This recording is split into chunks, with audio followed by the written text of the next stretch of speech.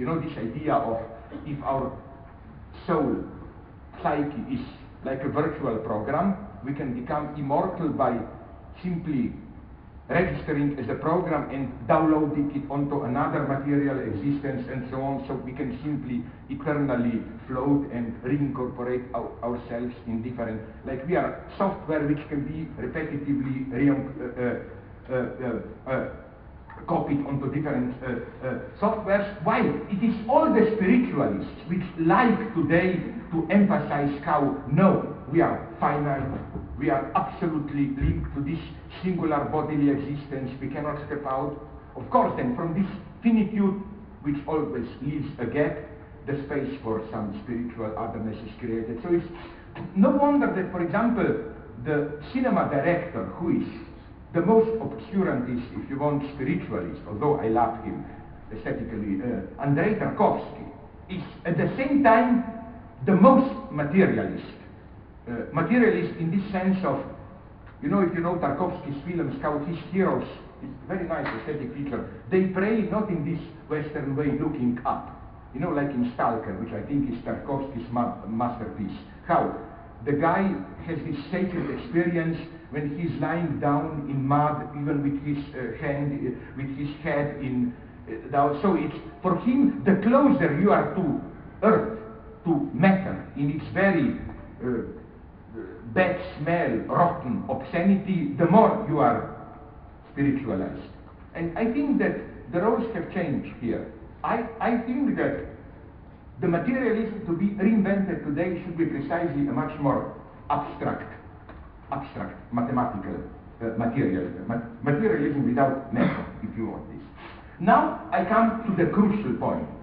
I will try to risk a little bit of dialogue with what I know about, you can correct me, my knowledge is limited, but nonetheless, with Buddhism. This time, not the ridiculous Western Buddhism, but what I know of, with my limited knowledge of, let's say, the real Buddhism, namely, why Buddhism? Because I think that the only other thought which fully accepts such an incompleteness of reality, or inexistence of the big other, is Buddhism. Is then the solution to be found in Buddhist ethics? Is Lacanian ethics a Buddhist ethics? There are some reasons to consider this option. Does Buddhism not lead us to enact a kind of what Lacan calls traversing the fantasy, to overcome the illusions on which our desires are based and to confront the void beneath its object of desire? Furthermore, what psychoanalysis shares with Buddhism is the emphasis that there is no self as a substantive agent of psychic life. No wonder Mark Epstein, in his book on Buddhism and psychoanalysis, refers positively to Lacan's essay on the mirror stage with its notion of the ego as an object, the result of the subject's identification with a fixed image of itself. The self is a fetishized illusion of a substantial core of subjectivity where effectively there is nothing. This is why for Buddhism, the point is not to discover one's true self, but to accept that there is none, that the self as such is an illusion, an imposture. To put it in more psychoanalytic terms, not only should one analyze resistances, but ultimately there is really nothing but resistances to be analyzed. There is no true self waiting in the wings to be released. Self is a disruptive, false, and as such unnecessary metaphor for the process of awareness and knowing. When we awaken to knowing, we realize that all that goes on in us is the flow of thoughts without a thinker. The impossibility of figuring out who or what we are is inherent, since there is nothing that we really are, just a void in the core of our being. Consequently, in the process of the Buddhist enlightenment, we do not quit this terrestrial world for another true reality. We just accept the unsubstantial, fleeting, illusory character of this reality. We undergo the process of going to pieces without falling apart. In the Gnostic mode, for Buddhism, ethics is ultimately a question of knowledge and ignorance. Our craving, our desires, Our attachment to terrestrial goods is conditioned by our ignorance, so that deliverance comes from proper knowing. What Christian love means is that, on the contrary, there is a decision not grounded in true or false knowledge. Christianity, I think, thus breaks with the tradition of the primacy of knowledge, ethical primacy of knowledge, which spans from Buddhism through Plato to Spinoza. You know, this idea that when you are evil, your knowledge is lacking. Like, you cannot know the good, really know the good and be evil. The nice point about Christianity is that not only you can, but that's almost the definition of evil. Evil is the one who knows what is good, how the goodness works better than good people. So, again, crucial for Buddhism is this reflexive shift from object to the thinker himself. First, we isolate the thing when you confront something traumatic, the thing that bothers us, the cause of our suffering. Then you change not the object but yourself, the way you relate to what appears as the cause of your suffering. A quote from that Mark Epstein book: "What was extinguished was only the false view of self. What had always been illusory was understood as such.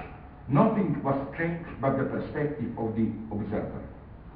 This shift involves great pain. It is not only a liberation, a step into the incestuous bliss of the infamous oceanic feeling, but also the violent experience of losing one's ground under one's feet, of being deprived of the most familiar stage of one's being. This is why the best starting point for the Buddhist enlightenment is to focus on the most elementary feeling of injured innocence, of suffering an injustice without a cause. How could she do this to me? I don't deserve to be treated that way. The next step is then to make the shift to the ego itself, to the subject of these painful emotions, rendering clear its own fleeting, irrelevant status. The aggression against the object that causes suffering should be turned against the self itself. We do not repair damage. We gain the insight into the illusory nature of that which should be repaired. That's, in my simplistic version, the Buddhist view.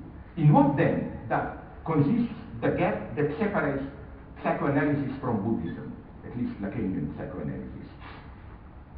In order to answer this question, we should confront what I think is the basic enigma of Buddhism, its blind spot. And okay, maybe some of you is more intelligent, but I was talking with many Buddhists, and all of them, I'm asking them the same question.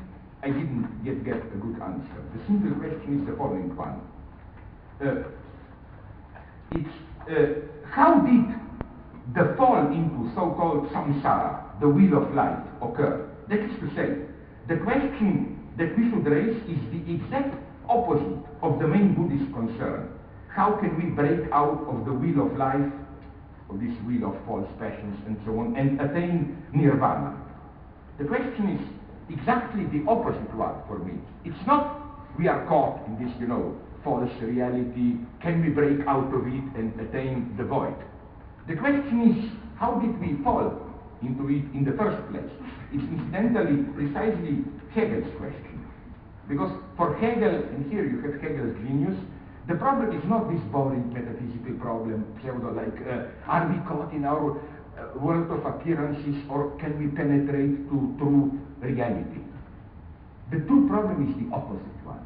Of course, reality is nothing, it's just stupid reality and so on. The problem is, how does reality appear to itself? That is to say, how is it that in the middle of reality, appearance emerges? How is error possible? How is false appearance possible? So, the nature and origin of the impetus by means of which desire, its deception, emerge out of the void is the big unknown in the heart of the Buddhist edifice. And when I asked Buddhists, the ultimate answer I simply got is, it's a wrong question. Buddhism isn't interested in truth, it's just an ethics which wants to enable you to step out of suffering, and that it's just abstract intellectual question. That's not Buddha's problem. Buddha's problem is how to get out of the shit in which we are.